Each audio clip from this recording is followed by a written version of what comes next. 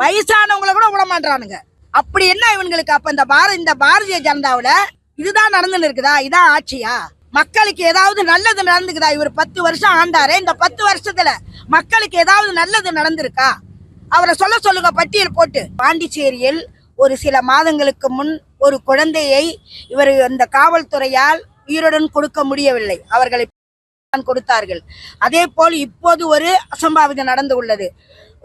ஒரு எம்பி ரேவண்ணா என்றவர் 2000 பெண்களை பல பெண்களை செய்துள்ளார், பல பெண்களை சித்திரவதையும் செய்துள்ளார்.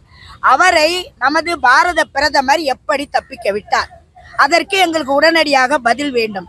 ஏன்னா ஏர்போர்ட்ன்றது அவருடைய கண்ட்ரோல்ல இருக்குது.